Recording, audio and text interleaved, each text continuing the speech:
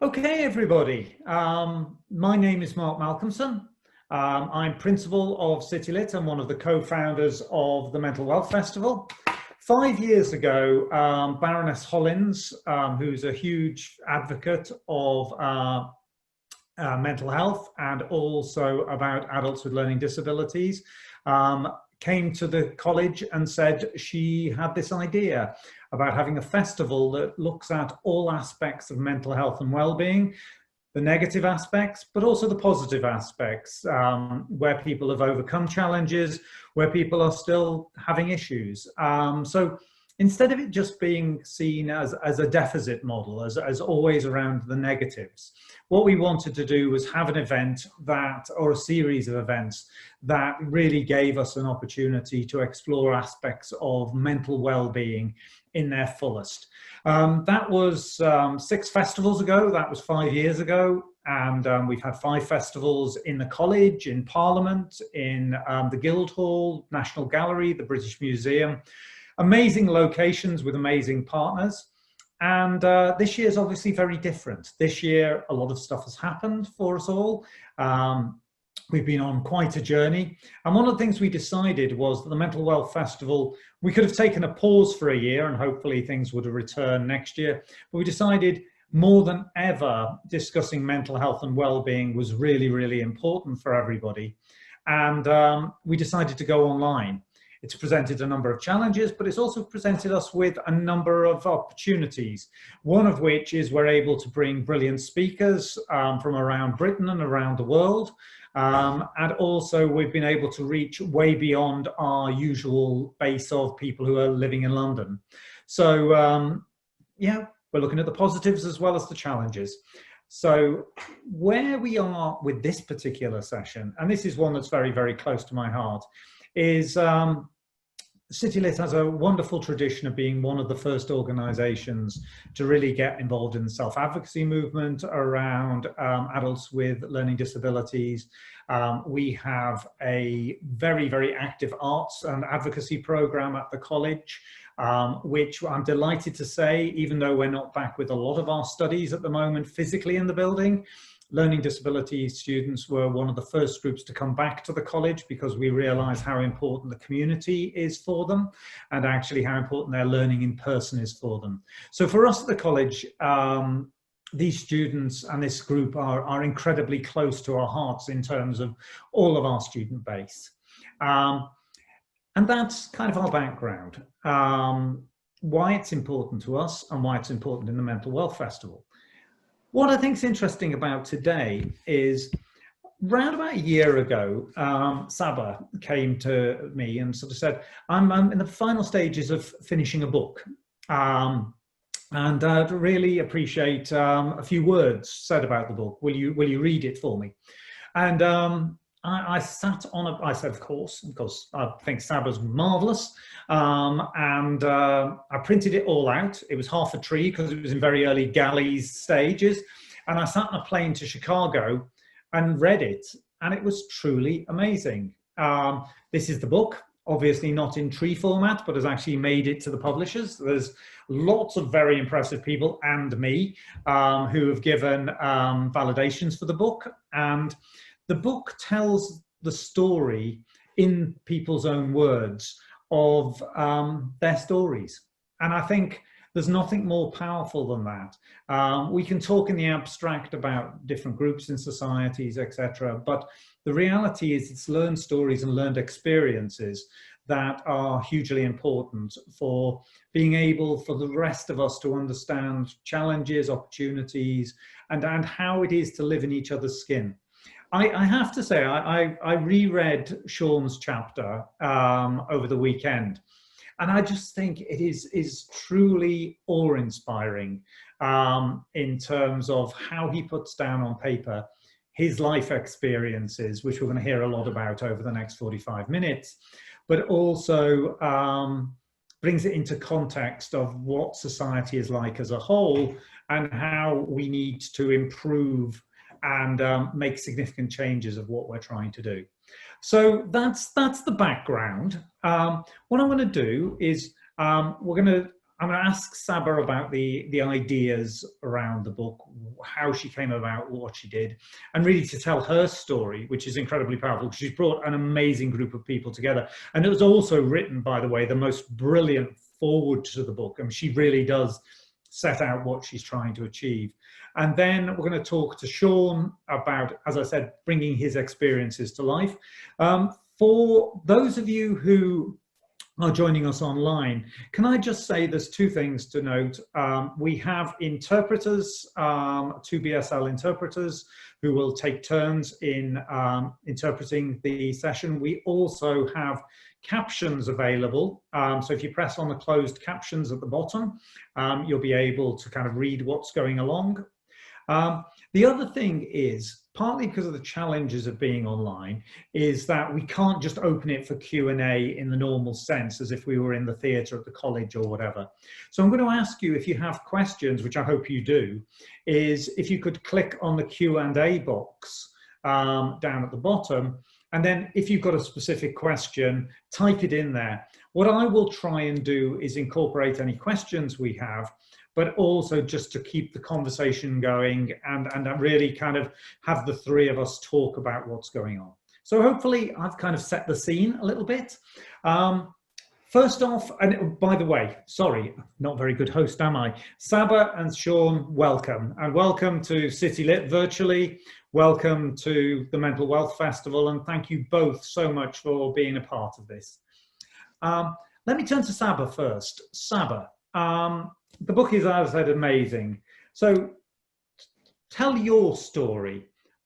Why you? Why this book? Why now? How did this all come about? Well, first of all, thank you, Mark, for your fantastic words and support for Made Possible. It really is brilliant to see City Lit and the City Lit community sort of get together behind it. So the book exists purely because of my younger sister, Rana, who has a learning disability. She has a learning disability, Fragile X syndrome. She's obviously a lot more besides that.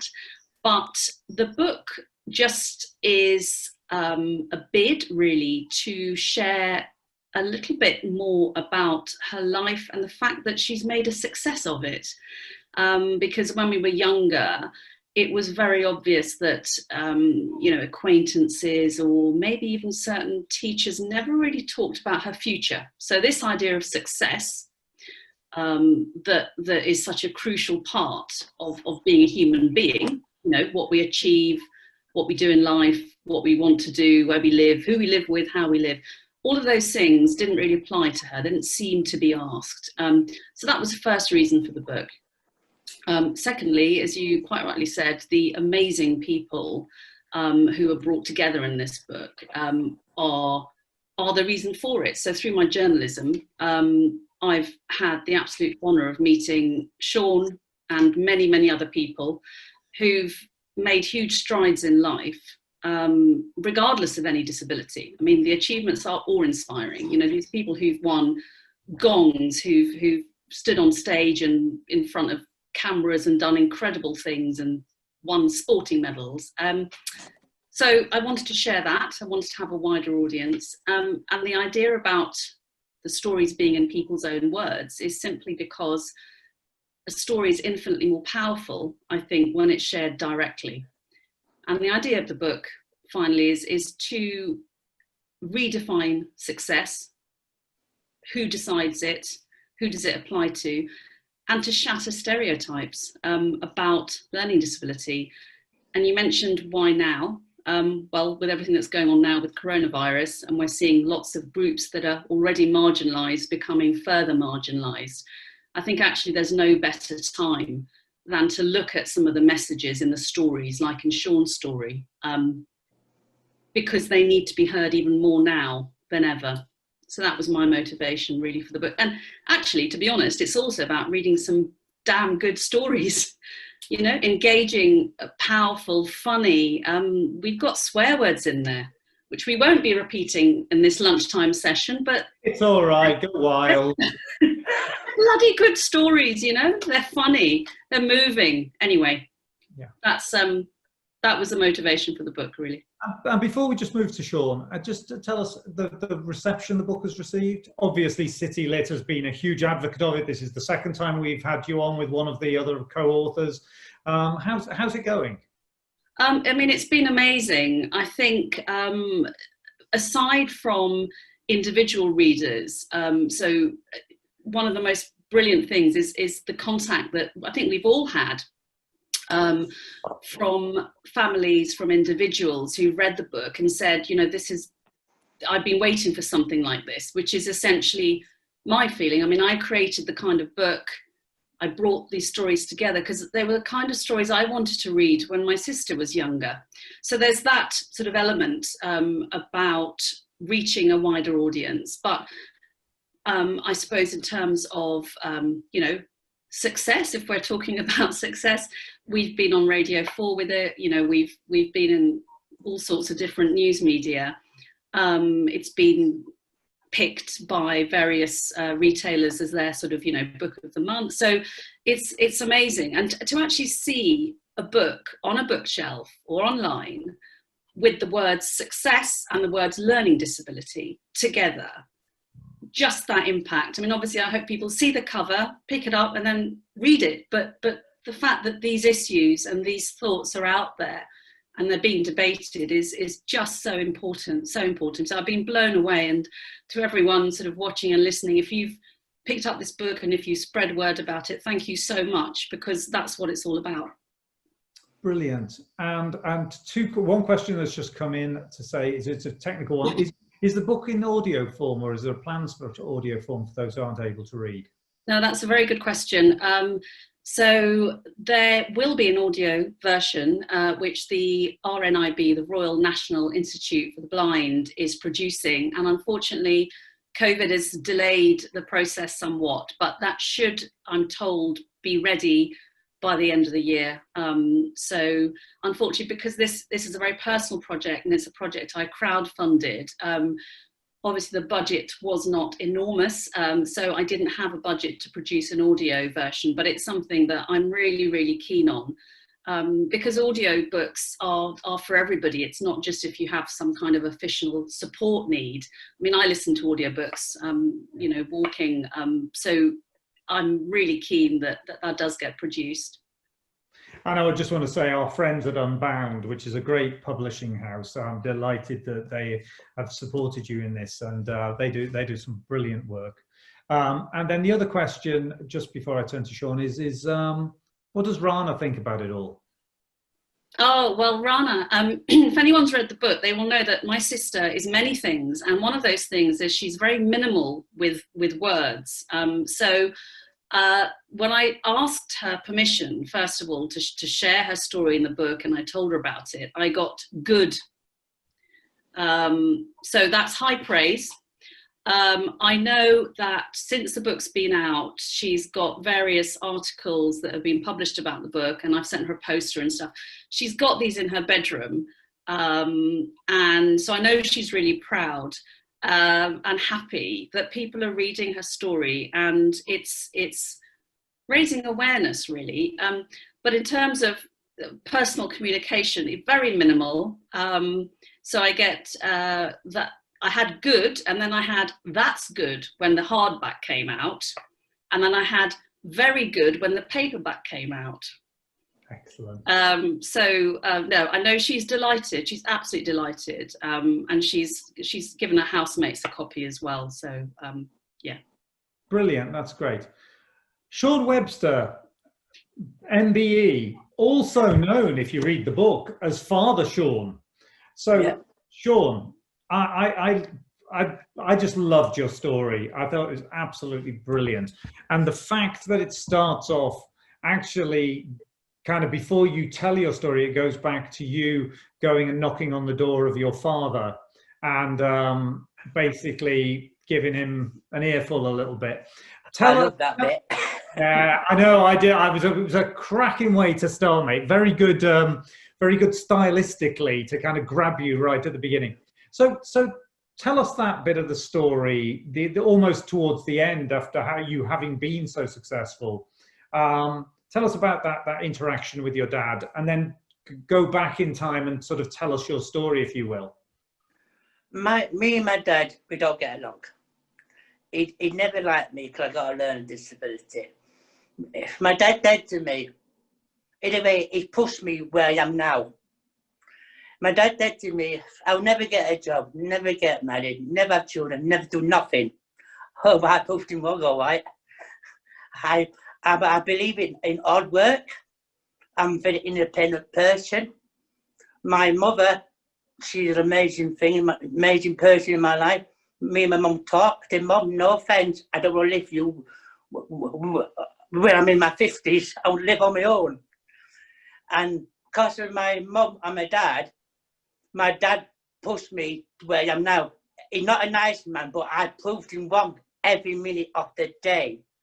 Because my experience of life, living independent, having a job, being a father, being a grandfather and a husband, to me, I tick all my boxes I always wanted to do in my life. And I got an amazing job. I got 2 jobs. I do freelance work. And I use a lot of my life experience I got in my life from bad into good. I can pick and choose where I want to have my to talk about. And because of that, because my dad said to me, I couldn't do nothing. It pushed me forward to be the man I am now. And so that's interesting, isn't it? So you've got one, and this is common to lots of us, you have one parent who's very supportive and pushes you up, and the other one that kind of pushes you down. But the net effect is that you rise above with because of both of them. In a way, if you had 2 supportive parents, you might not have achieved anywhere near as much as you have done, and you've achieved so much. You're right, because if my dad wasn't nasty to me, and my mum wasn't supportive to me, I won't be the man I am now. I think I'll be too getting too much support of my mother and from other people. I didn't want that. I wanted to be my own man. I wanted to pay my own bills, have a family, have my own career. Like yourself, I wanted to be my own person. Yeah, I got a learning disability. I used to be ashamed of it, but I'm not ashamed of it now. It make me the man I am now, my learning disability. My experience can help other people to have the same opportunity I got. A lot of people with learning disability won't have the chance to be in a job. They want to have kids, they want to be married, and they want their own home. And they want that opportunity like me to get that chance. So it's interesting, isn't it? So let's unpack a few different aspects of your life and have a little chat about it. So one of the really annoying and upsetting statistics I know about adults with learning disabilities is that over 75% of them want a job. Employment matters for self-esteem, to earn money, to get out of the house, all of these things. So 3/4 of adults in this group are keen to work. The shocking statistic is that only 6% of those adults actually get a job. And often those jobs are very menial jobs. They're not necessarily ones that are challenging. And I want to just ask you in a second about your kind of first job, because you talk about that job for the first 5 years in your book, in your chapter. But this thing about work, and actually we used to have a session on the Mental Wealth Festival about work and mental health. And one of the panelists once said, for all of us, work is a fundamental human right. It's the right to work and the right for self-esteem and self-actualization. A lot of that is around an ability to work. So you've had kind of 2 lives around work. You had a job that was very menial, where people were very unpleasant to work with. And then you've had this most amazing career since then, which has had you travel all over the world. So can I first ask about that kind of first job? and the nastiness that went on there. But then also let's move to the really positive side about what you do now. So give us a bit of backlog about what that first job was like. My first job, I was working in a warehouse. I was there for 5 years. The first year was okay, but I was slowly getting bored. I was doing other job what nobody wanted to do because I got learning disability. But I wasn't having that. Because I'm good with numbers and maths, I wanted to try to do stock control. The manager let me, and I kind of didn't know, you're too slow. I just first time. Everybody's a bit slow at the first time.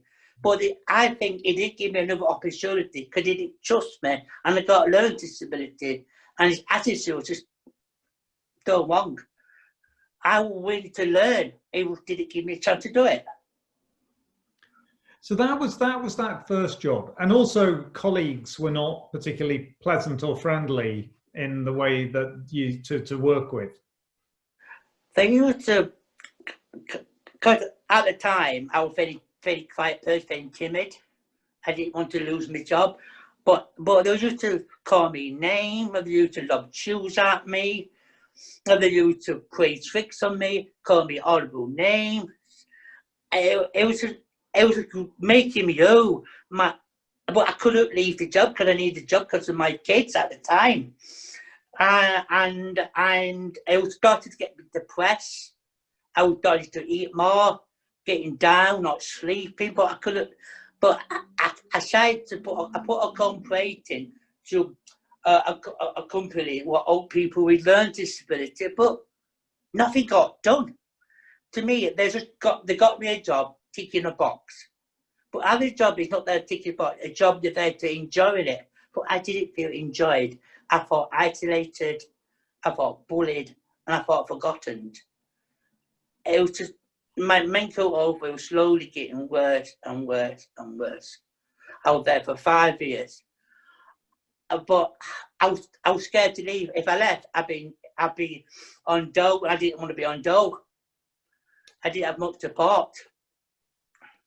So tell us now. So that's kind of, you stuck it out 5 years of a job that was not great, but actually, as you say, it's about so many parts of you being able to access things and earn money, family. So tell us about what you do now, which is much more positive and much more amazing. I've got 2 part-time jobs, but my main job at the moment is I'm working at St Mary's Hospital in Leeds. My job is I make information accessible about issues about COVID-19, around diabetes, around mental health, and we look over leaflets to make sure the leaflet is accessible for people to look at, for learning disability. Anybody, we make sure we get the work in. We make on different office tools, we make them accessible, and we make sure the staff who work with the public, the public got learning disability, they're doing their job right. Make sure that the information they give them is easy read. Great, and that's been obviously crucially important during the COVID situation, because actually having people have proper access to information and understanding why they are needing to do certain things is going to be really important. It's all well and good the government talking about R rates and transmission rates. It's got to be actually said in a way that the whole population can understand that. So you're doing a very important job. And not just that, we'll be making not a ruling from the government accessible for people with learning disabilities who live in St Mary's care homes, to make sure they can understand it too. We're making them accessible too. That's great. Now tell us as well, you take great pride in the amount of travel that you've had. Your job's taken you all over the world. So tell us about the types of places you've been, and tell us about the types of conferences that you've attended and what you've done at them. I've been in a lot of different conferences, good and bad. I've been to a lot of countries. I got a big list. I warn you. I've been to Europe. I've been to Bulgaria, Moldova, Czech Republic, Nicaragua, Thailand. I've been to Kuwait. But I've been on different conferences around about employment, about living in the community, around support, and giving people with learning disability and autistic people a voice. And I was working in Bulgaria, Moldova, and Czech Republic. In that part of the world, changed my other job. We're working with another firm called Newmos. They were working together and closing down the institution and getting people with learning disability back in the community. And we were training social workers and support staff to work better with people like myself. That's great. And actually, you mentioned in the book that you actually, a number of those visits, you kind of went on your own and you traveled independently. Is that something that you would never have envisaged, when you were working in the factory all those years ago, etc.? The furthest place I've ever been, it was Sagnes. Sagnes.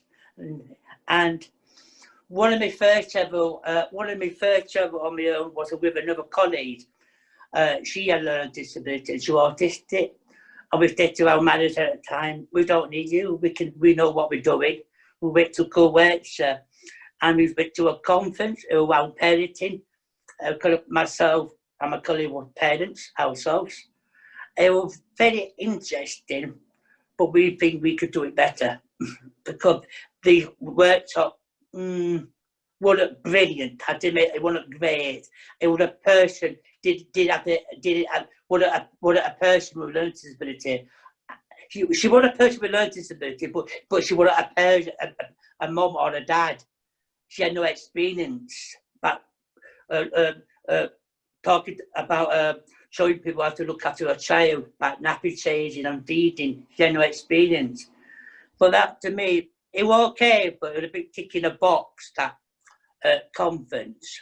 But they did ask people who with learning disability were parents, allow the issue with it, allow our issue with it.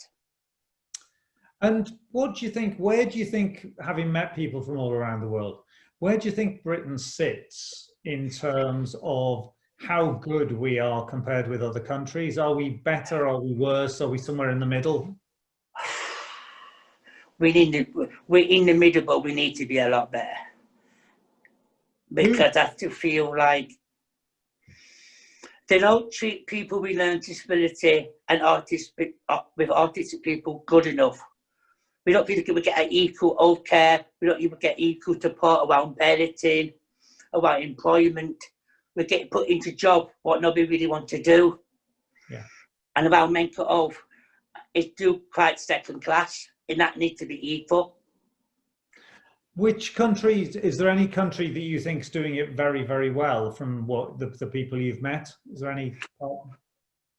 When I was in Bulgaria, Moldova and Czech Republic, I feel like they had a better understanding. They were more willing to change and thinking out of the box more than our country. Because I feel they wanted to learn more.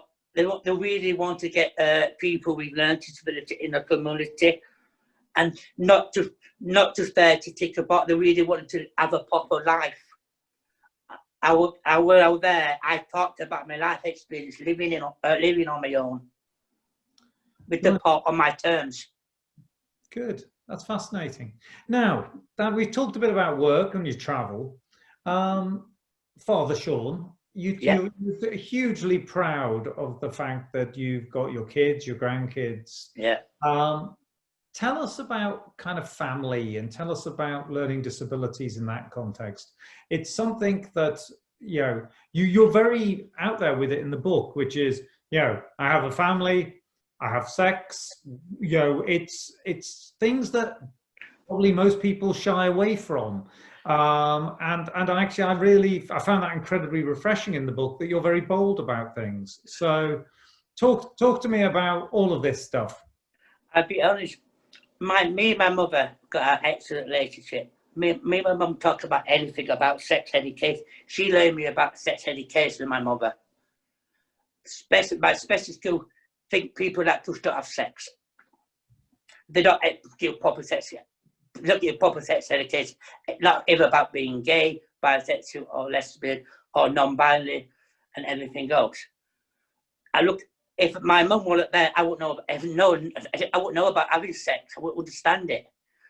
Because of that, I'm proud being married. I met my wife through internet. I was in a relationship before. It didn't quite work out. I was a bit scared. But I met my wife through internet, and when I was working in Thailand. I met when I was working in Thailand. She was a nurse for our couple, and we just got talking, and we got to know each other, and we kept in touch on the internet, and over time we got to be more than friends. But I was a bit scared at the beginning. I told her I got learning disability. I thought that might put her off me, but I told her, and I thank God I did tell her. And she said to me, I don't care, you've got a learning disability. I'm mobile, if you're a good man. And that was just the best thing ever happened in my life. And I've been married for 2 years. Brilliant. And before I got married, yes, I did have no sex life before my wife. I was a bit shy. But when I had sex with my wife, I felt safe. It was amazing. It was the best thing in my life. My wife, she really respected me. And it was just the best thing ever. Because I didn't have sex before my wife come along. Brilliant. Right. I'm going to now just kind of go back to Saba, if it's all right, and just ask a few questions. Yeah. So obviously, Shaun is a brilliant example from the book. Tell us, Saba, about the other great characters and the great individuals that you kind of brought into the book. I think, what's amazing about this book is the breadth of personalities and characters, as you say. So Shaun writes very powerfully, as you've just heard him speak. That's how your chapter is, exactly that, and it's just so enthralling. But so Shaun, your story is obviously very much about your campaigning work and the achievements in terms of rights. Yes. And which is what you got your MBE for. Yes. We've also got Gavin Harding, who is a politician, first mayor with a learning disability. We've got the actor Sarah Gordy, who people might know from BBC's A Word. We've got a filmmaker, Matthew Hellett. We've got an artist, Laura Broughton. We've got the amazing soul singer, Lizzie Emma. Dan Pepper, who I know you've spoken to before at City Lit, who's incredible, sportsman. Have I forgotten somebody? Gary Borley, of course, the incredible Gary, who again is very well known, very good friend of City Lit. So I think, as I said before, what's incredible is that everybody in this book has made huge achievements, regardless of any disability. But what I found fascinating listening to their stories is, when you define your own success, you might not say, well, actually, it's the time that I was picked and I won that award. You might say, as Shaun's just said, it's when I met my partner, or when I had my first kid, or when I became a grandparent, or I don't know, when I got the keys to my first house or flat or whatever it may be. So I think what it really shows is the breadth of human experience. And, this word is really overused, but the stories are relatable. Yeah. They resonate to everybody. And so much of what I was listening to and what I was reading when we were all working together, and Shaun, your story as well, when we were working together on your chapter and you were getting the words down, I recognise so many of kind of my own experiences and emotions growing up, and whether that's to do with what you want to achieve or people you feel holding you back. It might not be exactly the same, you know, but there are elements that I think we can all recognise. And I think that's the beauty of these stories, is that, you know, these are just people's lives and we've all got something in common. Although I have to say, I definitely have no way had any kind of travel remotely resembling Shaun's incredible, you know, I'm Leeds Town Hall, perhaps, you know, Croydon, no disrespect to those areas, of course.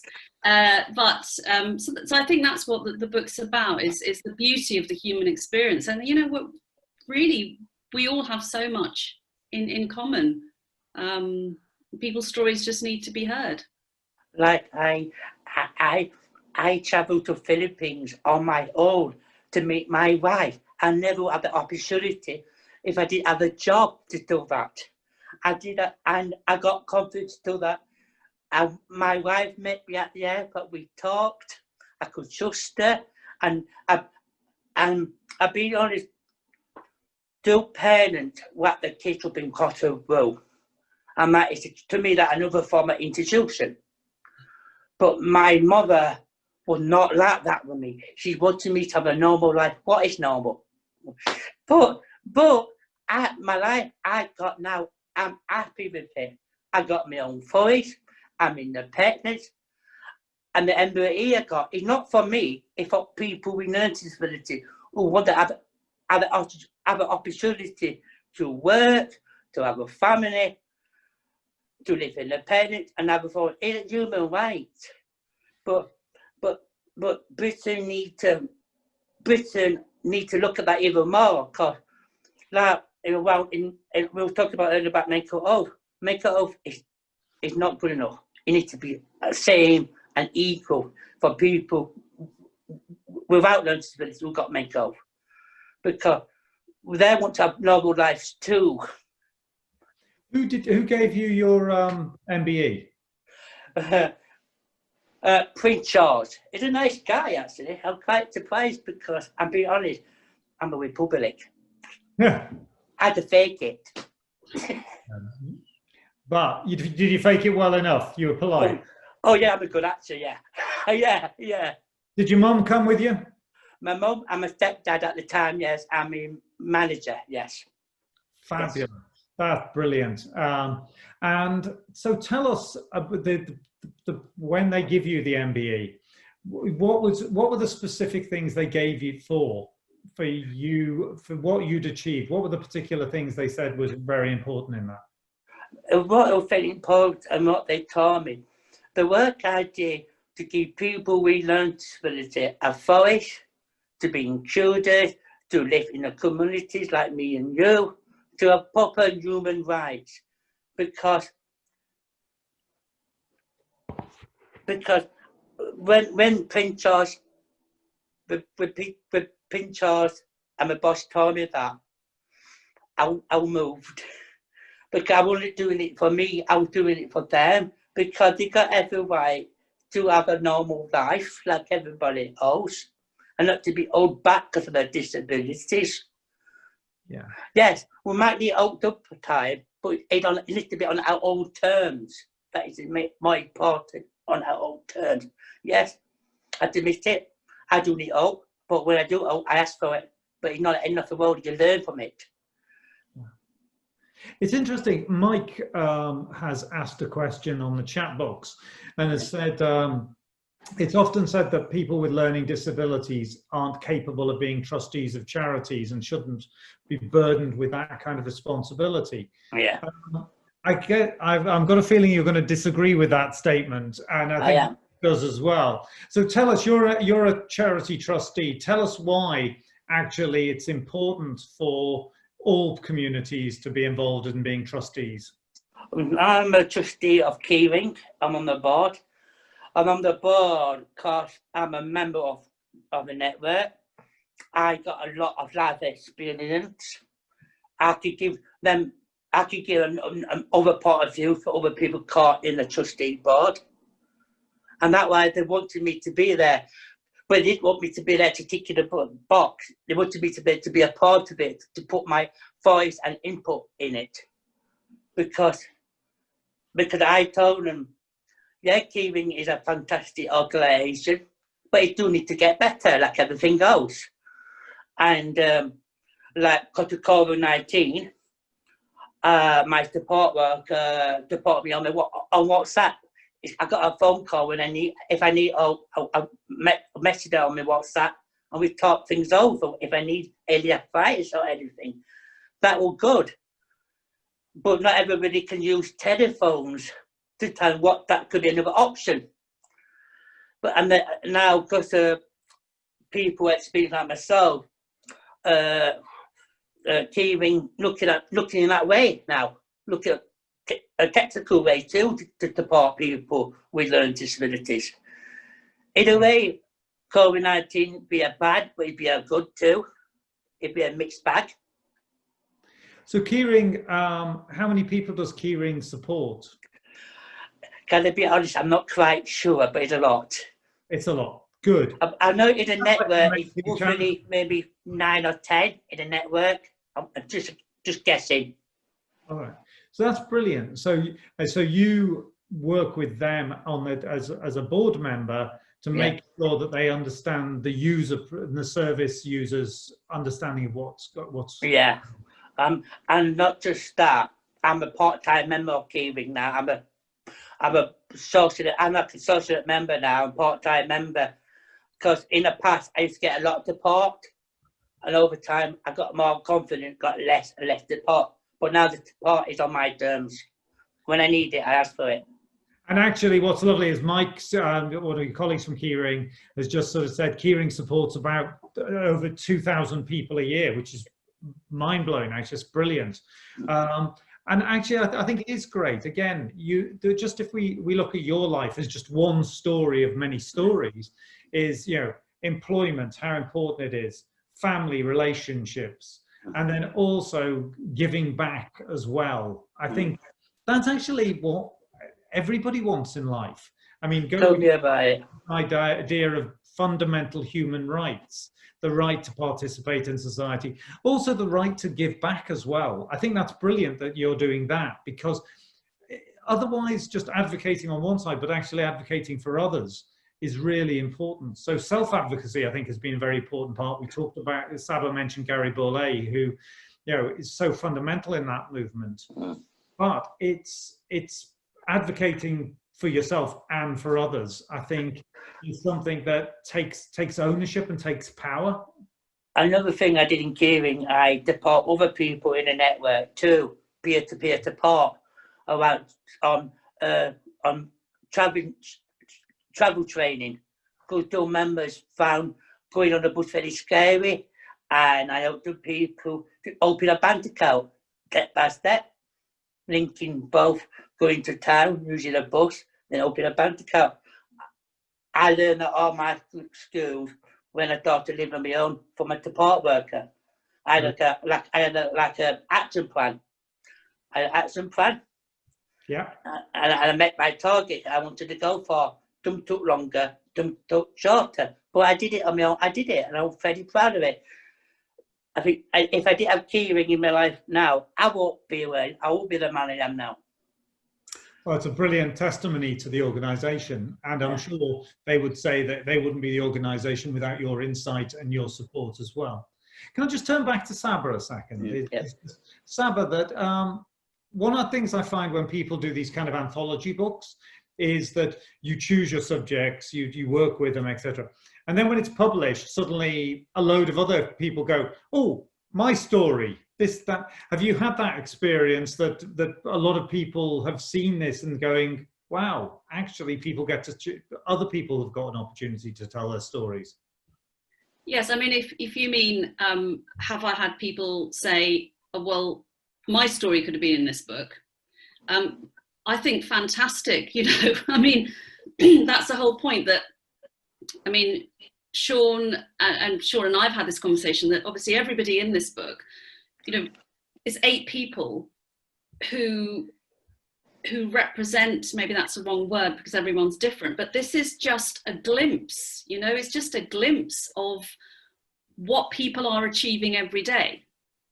So we're not just saying, if you have the right support, you could do this. We're saying, I think we're saying, this stuff is going on. It's just that we need more people to notice, you know, and so yeah, there are people achieving great things. And, you know, in my chapter, I write about my sister achieving stuff every single day, which is a different kind of a success, I suppose, you know, out there in the wide world. She doesn't have an MBE, but she does, or she did until COVID, do her own shopping, which was a major achievement for her. So, and for all of us. So that idea of ordinary success is, I think, as important as the more recognizable, high profile, big wins that we're all so impressed by, you know, because that's what she wanted to do. So the idea of people reading this book and saying, well, I know people that do this, or, you know, I have a family member, or I've got a friend, or I do this myself, is amazing. I think, you know, bring it on. And we need more stories about the positive, you know, especially right now. These issues are not only important, as I was saying, because COVID is undermining all the rights and all the things that Shaun was talking about, but also because we need to see that there's some really good stuff out there. You know, we need to know what is possible and how we can achieve it. And it really is achievable. And quite often it doesn't cost a lot of money. It just costs effort, and it costs people to challenge the way that they've been thinking. Well, I'm very proud about it. Not team, cut a lockdown. Microsoft Teams, you mean? Yeah, Microsoft Team. I did it on my own. Out of that, all the proudest moment in my life. I thought I could have done that, but I did it on my own. I could have done that 6 months ago. Because I know COVID-19 is bad, but if we do good things out of that, because of the lockdown rule, it pushed me forward. Yeah. I have to say, Microsoft Teams stresses me out my eyeballs, Shaun, so you're not the only one that thinks every time I get on it, I think it's a miracle, never mind an achievement. But you're absolutely right. It's the change of circumstances that we're all experiencing during this time, and what it is about the opportunities it presents in terms of the next level of things people have to do, like you using the software, etc. But also very much to Saba's point, which is the great strides that some people have made end up being taken away from them because they don't have access and opportunities that they were getting before and the support they were getting before. And I think that's something that, when I know we had our conversation about 3 or 4 months ago, right in the middle of lockdown, and about how adults were learning disabilities, the big worry was that actually the progress that we've made, which is nowhere near where we need to be, but is actually potentially slipping back, both in terms of people's ability to do things and get supported to do them, or given the opportunities to do them, but actually also just a patronizing way of, well, you just being told you can't do things anymore. And I think that's something that we've got to be very, very wary of. And this is why books like this book is so important, because you can point to, I love as we've talked to Shaun, you know, I've loved the fact that we talk about the extraordinary things that you do, and you go all around the world advocating and all that's incredibly impressive. But also it's the day-to-day stuff. Yeah. It's like the rest of us. We have moments of great things, and then my computer crashes and the world comes falling down. And I think that the nice bit about the book is there's a lot of normality weaved into it. It's not all wow. There's a lot of this is the challenge, and this is how I cope with it. And I actually really like that from the way you brought these things together.